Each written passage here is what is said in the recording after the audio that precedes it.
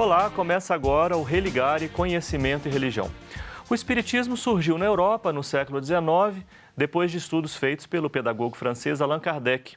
Há mais de 160 anos da codificação da doutrina, que tem caráter científico, religioso e filosófico, são realizados debates referentes aos aspectos religiosos da doutrina.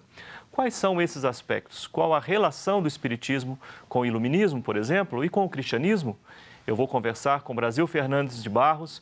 Ele é mestre em Ciências da Religião pela PUC Minas. Brasil, um prazer receber você aqui.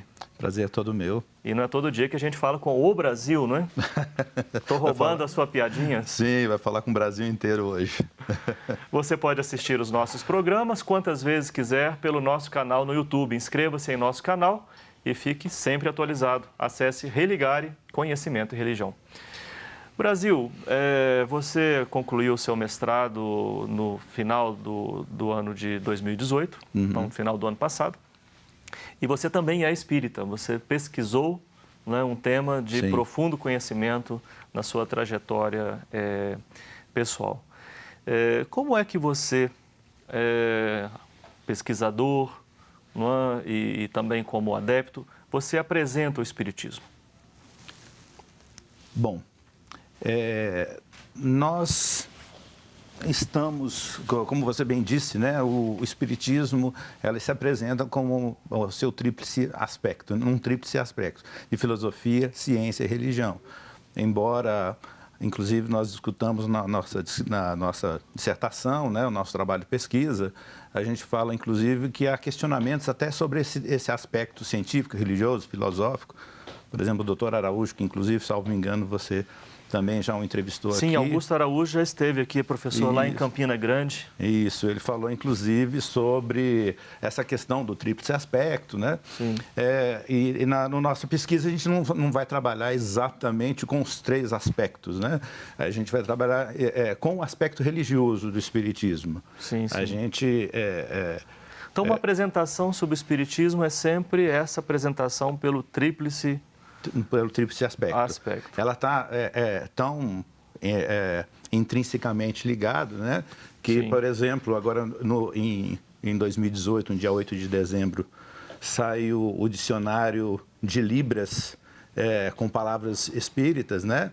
E no dicionário de Libras, por exemplo, o símbolo de espiritismo, ele já traz o tríplice aspecto, né? De forma que faça com que isso esteja arraigado especificamente na definição da doutrina espírita. Essa elaboração, ela foi elaborada por Allan Kardec, o codificador da doutrina? Ele é o responsável por essa... Ele não diz exatamente que o espiritismo tem três aspectos, filosófico, científico e religioso. Ele não diz isso claramente, Sim. não. Ele cita esses aspectos, e o filosófico e o científico com muita clareza, e o aspecto religioso paira sobre o aspecto religioso uma nuvem, né? Porque em 1859, por exemplo, ele afirma categoricamente que o espiritismo não era religião, né? E depois, lá para frente, né, perto já da sua morte, em 1868, ele vai dizer que o espiritismo é uma religião e nós nos vangloriamos por isso, né? E esse, inclusive, é o tema. Eu queria reservar isso mais para frente da nossa conversa, né? Mas, assim, aproveitando isso que você falou, tem alguma, assim, conjuntura da época, o contexto, ajuda a gente a entender esse primeiro afastamento, assim, do tema religião? Sim, sim. Na verdade, o iluminismo, né, o movimento iluminista, que não era só francês, ele é muito forte na França, todo mundo se refere ao iluminismo, sempre pensa na França. Ele estava extremamente arraigado àquela época.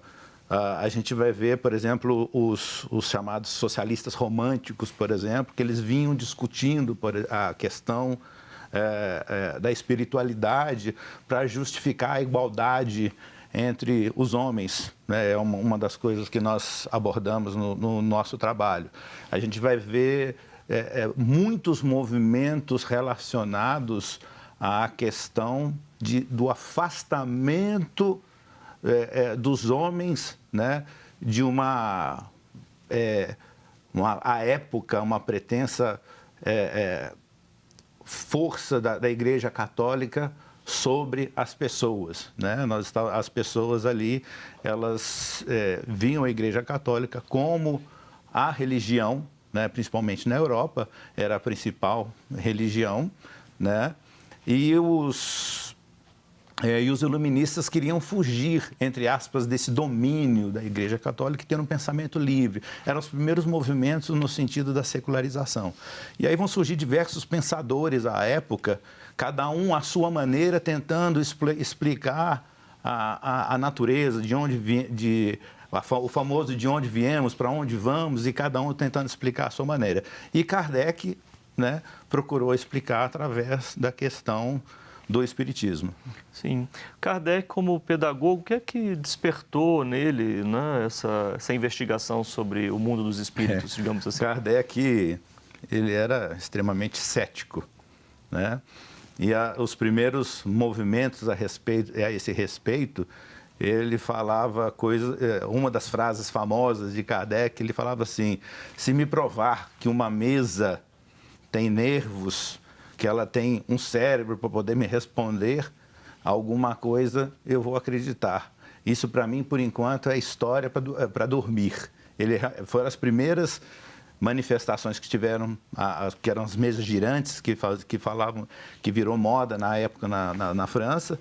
Ele respondia dessa forma, ele de fato não acreditava nesses movimentos.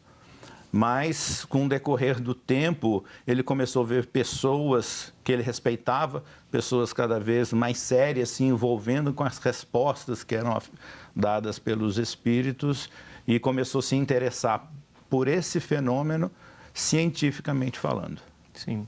Falando sobre esse tripé, não é, do espiritismo, mas aí imagino que aí dentro há um conjunto, não é, de afirmações básicas, uma cosmovisão, né, uma perspectiva moral, né, enfim. Sim. Em que crê o espírita? É uma pergunta complexa, né? Eu vou dizer assim, difícil de responder assim em poucas palavras. Nós estamos estudando aí a doutrina há mais de 30 anos e eu não sei se eu teria essa resposta para te dar com perfeição, né? Mas, basicamente, né,